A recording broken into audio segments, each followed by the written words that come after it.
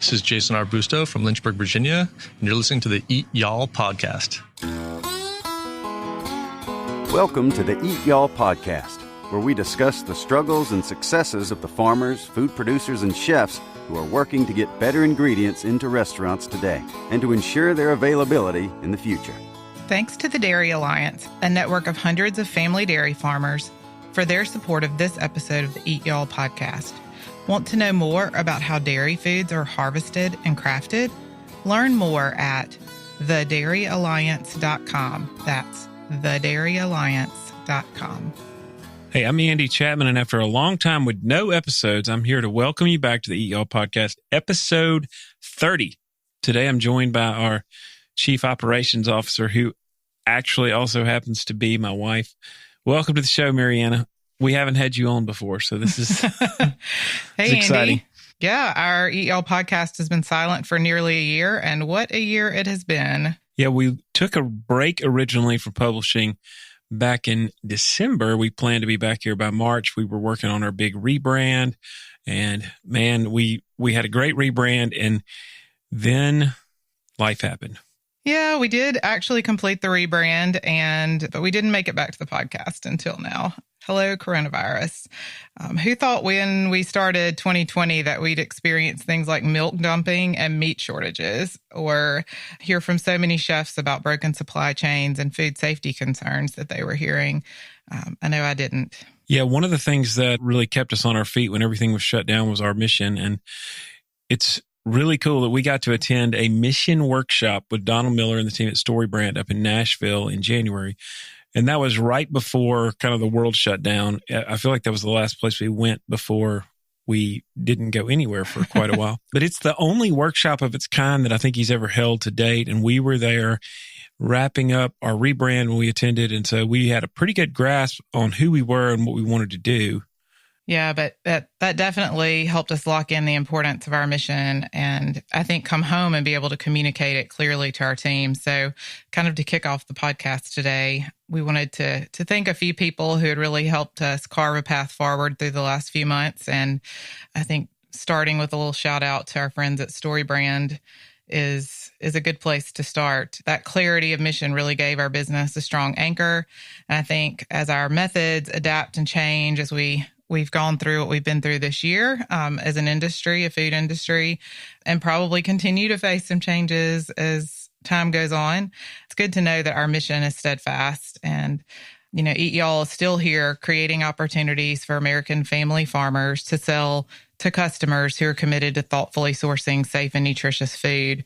And we really can't say enough good about the encouragement the folks at StoryBrand have been to us and helping us craft and solidify that message. And hopefully we can share more of their goodness with our community in the months ahead. So hopefully folks will stay tuned for that. Yeah. And if you're listening to this podcast and you like podcasts, you should definitely go find the Donald Miller StoryBrand podcast. It's awesome. But I want to thank our team, and that's Angel, Brianne, Yaya, V. They stood with us through all of that, through the storm of the coronavirus and changing business models. And, they fought for America's farm families while going through the pandemic lockdowns, homeschooling, hurricane. We've got a military family staff that had to deal with lots of things on their front. And in the span of about 3 weeks in late March into early April, our team pivoted from serving chefs to the masses of consumers. So we went from chef focused to consumer focused, and they worked incredibly hard, created a list of family farms and food available for sale, kept it up to date every week. And that list grew to literally hundreds of farms in over 40 states. And I mean, every day they had, here's 20 new ones we found, let's put them on the site. And so they helped launch a website. We sent emails to tens of thousands of Americans, posted on social media. We launched a new direct-to-consumer business model called findfamilyfarms.com, and they did all of that while supporting us, delivering a daily Facebook Live broadcast with our chefs and restaurant friends to help everybody stay connected and innovate together, and frankly, to help us stay sane. It was great I got to visit with dozens of chefs and farms through the lockdown every night from the upstairs studio here, and it was kind of sanity giving to get to see friends every night For sure. And if folks didn't see those, they're really great interviews. And it was a really kind of a bittersweet time, I think, but those were definitely a highlight of that quarantine period. And if you hadn't seen them, definitely scroll back on our Facebook at Let's Eat Y'all and check them out. And certainly a crazy time. I can't even believe what all has happened when I look back, but our team really is the best, seriously, and such great advocates for American farm families. I'd also be remiss not to thank our friends over at Belay Solutions, especially Tim Lockwood, who really stayed with us every step of the way. He helped us add Kathy to our team a couple of months ago and is helping us add another team member even as we speak.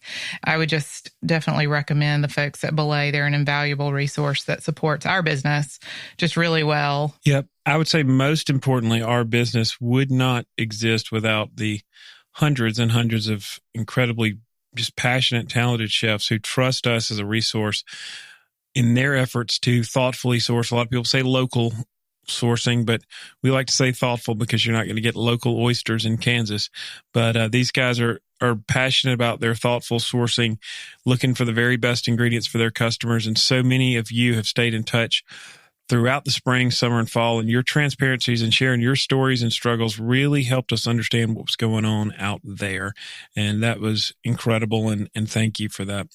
And Andy, wasn't it great to finally break out of quarantine and get back on the road and see people in person again? You know, I do like people. I don't know if you knew that, but yes. And seeing the first set of chefs and people we hadn't, when we left the house that first time, was just incredibly life-giving and really exciting. And we hope to continue to do that more and more. Yeah, I'm certainly willing to do what we have to do to be able to see people in person. We had our first ever day camp. So we host Eat Y'all chef camps. If you're hearing us for the first time, all around the country, and have chefs come in and spend time on the farm and learn from different producers and take tours. And it's usually an overnight affair, but we had a day camp, socially distanced, masked, and lots of hand sanitizer in tow up in Blackstone, Virginia at Richlands Dairy Farm back in August. And that was amazing to get folks together again and get some fresh air and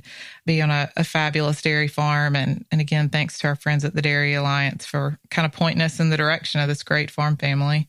And one of the chefs we met through that camp was Chef Jason Arbusto, a chef who's currently back in his hometown of Lynchburg, Virginia, after a world tour earlier in his career. And he's going to kind of lead off things with our podcast.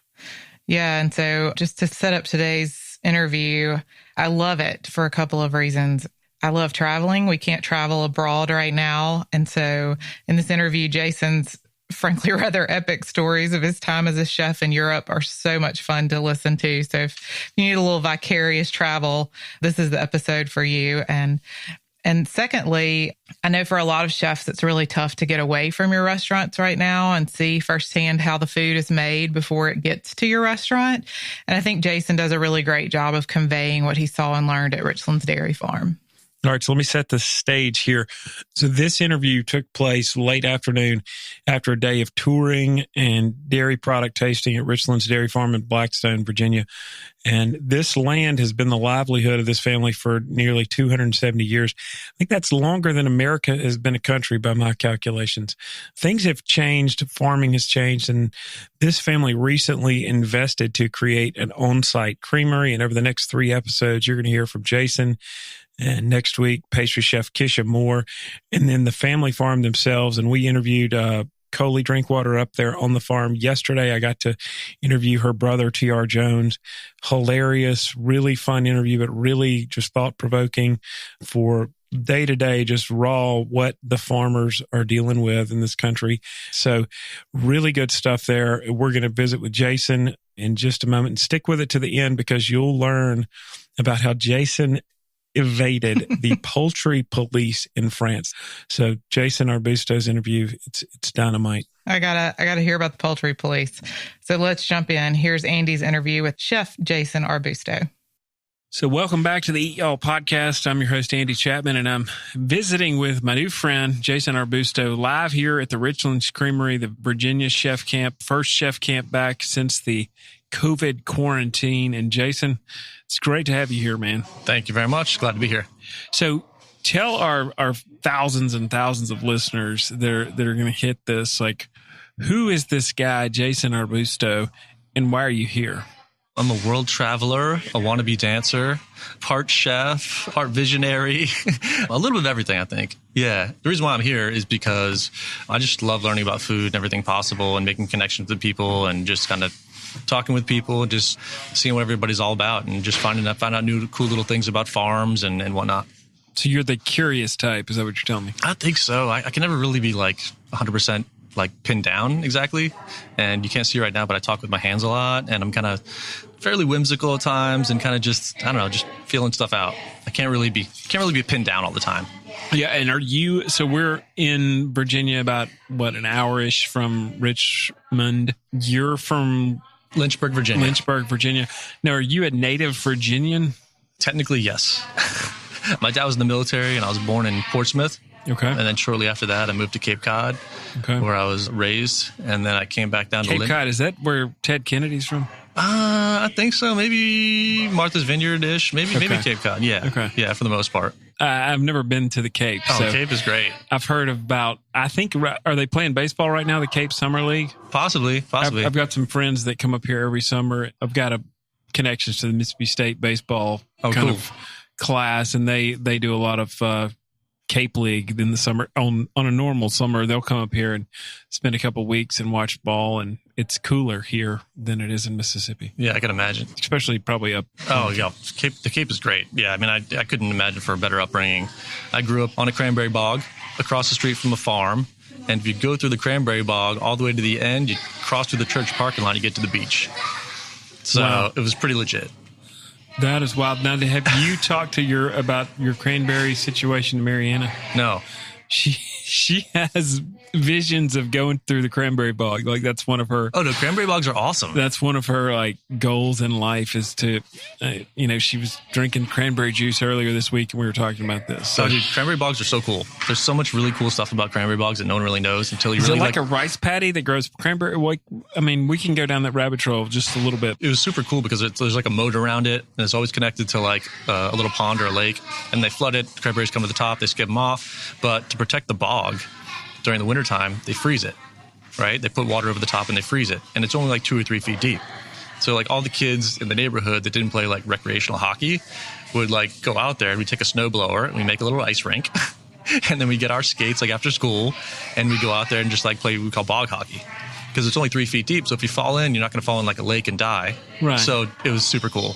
And then we just like, we get into a bunch of shenanigans. We'd like take the four-wheelers and attach like a tow rope and then put a knee board on it. And, and then you're like slinging people around. It's like water skiing, but on the. Yeah, because we had all the stuff for the summertime. Right. And, it would always end up in like just mayhem. Just broken bones and scrapes and scratches. And yeah, but it was super, super cool place. I've never been on ice that I was not terrified was going to shatter. Right? Going on a lake is kind of freaky, Like when it's not a normal kind of thing. You're just like, oh my God, is it going to break? But on a cranberry bog, you're cool. But you don't understand. In the South, it will break. Like it's constantly going. Yeah. Even like when you're like, oh, okay, this is really thick. And it's like 1.5 inches, 2 inches. Yeah, that's not thick. That's not thick. 1.5 to 2 inches is not thick. You're like, okay, and you just kind of like throw a stick out there and see if it falls through. We did some crazy things as kids, but we never fell through the ice. But we would throw a rock and it would break through and be like, okay, don't go out there. Probably not. Yeah, but that was very rare. So I mean, you would get super thick ice up there. Yeah, especially only being 3 feet deep. Even if it was like a foot thick, which is pretty thick enough. Yeah. Still, if you fell through, you'd be fine. Yeah. So it was super safe. Yeah, a foot thick seems pretty like drive a four-wheeler around on it kind of thickness, right? Yeah, but it would freeze solid though, like 3 feet thick. Yeah, no problem. That's awesome. It's like the old Laura Ingalls Wilder book about the farm boy where he's like selling ice, they cut ice and sell it and all that. That kind of reminds me of that genre. All right, so you're here at Chef Camp. You've spent a day on a dairy farm. You toured a creamery. What's your takeaway? Would you come back? Yeah, well, I mean, what's crazy? The most random little fact tidbit or whatever is there were no flies. it was just crazy. I mean, we were out there with all these cows, like out in the summer heat, and it's obviously a farm, so it's got its farm smells to it and everything. But there were fans blowing, and there were no flies out there. I was like, this is crazy. I was like, how is this possible? There's no flies. Then she went through the whole process of all the different things they do to keep the flies away, and how all the diseases and stuff like that they can get. So I was like, yeah, it's pretty damn important that there's no flies. Yeah. It's amazing to me as I've just watched. We've been to dozens of dairy farms. It seems like every year we go to a new one, and there's like they next level up on like the calf pens. I swear the daycare my daughter went to for a while was not as clean as that place. Right?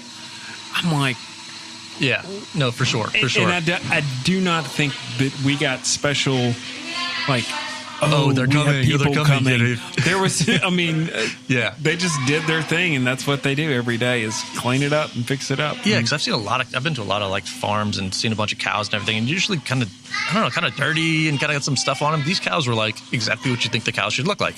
I mean, they're black and white, they're perfectly clean. Obviously, a little barnyard smell here and there, but I was like, wow, that's pretty legit. Like, it's pretty like even like the whole like process where they're milking and everything. They're like, oh, we put this on, then we clean this, we sanitize this, we wash their feet. They wash and scrub their feet when they come in. I thought that was pretty cool. Yeah. I mean, these cows are totally like pampered for. Yeah. Apparently it's like a spa, they get their nails done. They have the vents and everything blowing on them and the misters and. Yeah. And I imagine like somehow like the cows like working all day and this whole like this and that. Like, no, they work like an hour a day. They work an hour. They two shifts, 30 minutes each. Right, 30 minutes each, boom, boom, they're out. Then they go eat, they sleep, they just chill with the fans on them and the mist and everything. I was like, it's pretty sweet. And I don't remember if she spoke to this specifically, but I saw on the wall in the hall, that almost sounds like I'm about to drop some like, I saw on the wall in the hall, one of the cows of the week. That was, or maybe it's cow of the month that was documented was 785 or whatever the number was. Said she produced 14 gallons a day of milk. Really? Yeah. That's a lot of milk. 14. I thought they're only supposed to produce like 6 or something like that. Yeah, well, that's why it made cow of the month. 14 gallons. Wait, I took a picture of it. I swear this is, I'm not making this up. 3 years, 5 months, 657, lactation number 2, milk, 14 gallons a day, butter, fat, 3.2%, good ice cream, milk quality, very good, 17,000 SCC. I don't remember what the SCC was, but 14 gallons a day, it's pretty good. It's pretty good capacity. Yeah, and just like the, like I was saying earlier, the analytics of everything, how they're able to track like every single thing, to find out if they're sick, if they're not sick, how much they're producing, if they're producing too much, if they're producing too little, if they're walking too much with those bracelets on, all those little pieces that they're able to like pinpoint in on each individual cow out there that they're like, okay, well, we've really taken care of them. We know exactly what they're doing, like what their temperatures are. Like, I mean, it was, I don't know, the analytics of it was just crazy. I couldn't believe it. I thought it was a little more like altruistic or something, where they had to like, dive into it. You thought it was going to be a little more hayseed, probably. Yeah, a little bit. Like, hey, y'all, we're out here in the dairy. Is that what you were expecting? A little bit, like throw some sand up in the air if it goes this way. The cows are going to have a good season or whatever. I mean, there's some serious computer power going on out there. Yeah, and the whole, I don't know, A2 milk and everything, how they've been slowly breeding it in. Oh, yeah. And I mean, it was awesome. And when I tasted that milk, I mean, the milk got so much better when it warmed up, too. Oh, yeah. When it was cold, I was like, yeah. Coors Light, right? You got to get it cold enough to drink it. If it's just warm, you can't drink certain beers because they're just disgusting.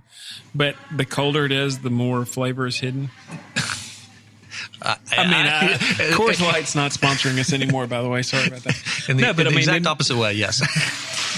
So if it's something is warm, you get way more of the actual flavors are like happening. Yeah. And I was actually I was semi-ashamed that I hadn't drank milk in a long time, like a really long time. I was like, when's the last time I actually drank like a cup of milk?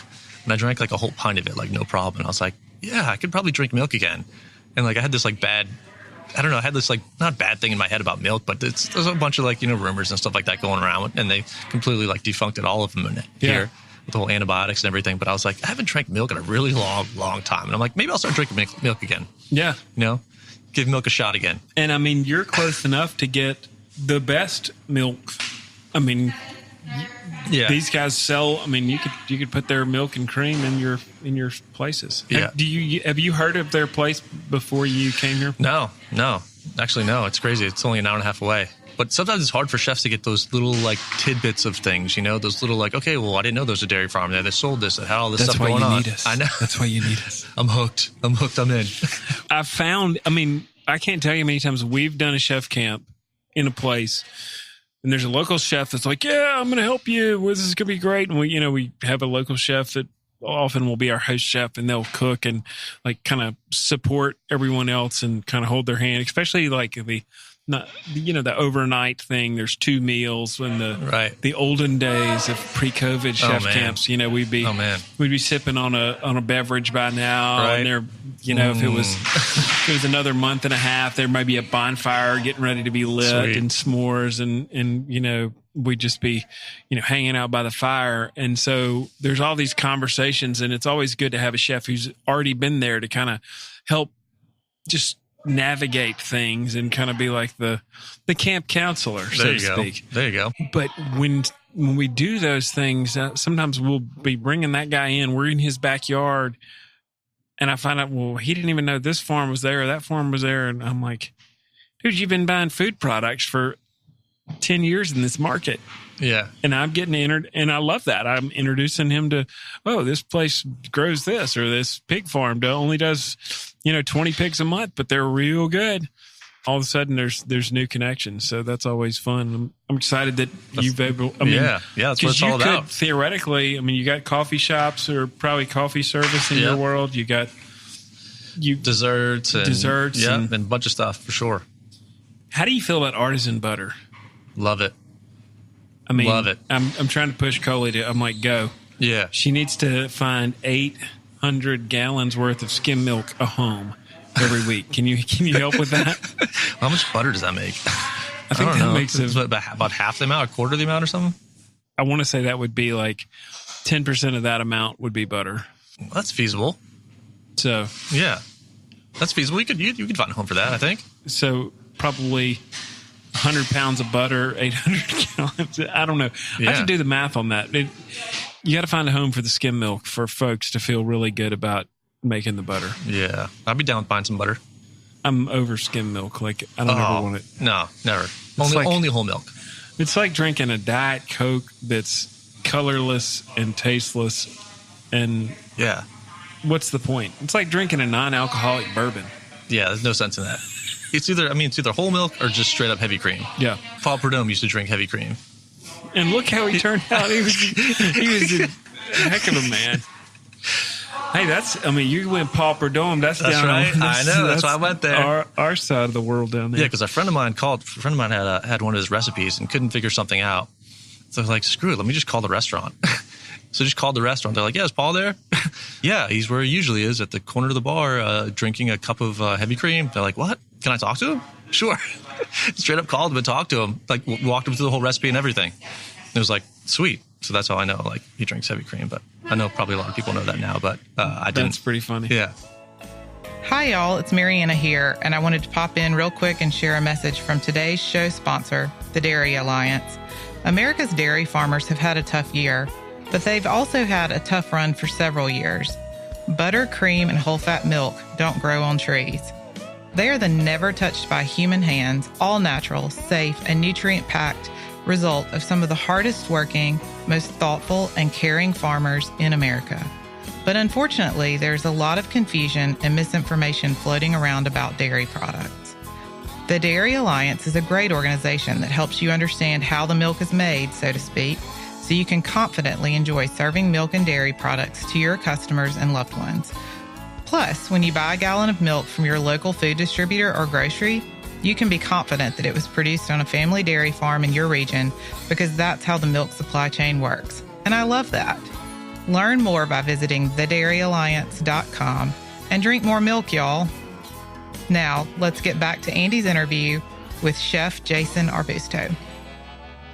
So, at what point in your life did you decide that you had a bent for the culinary?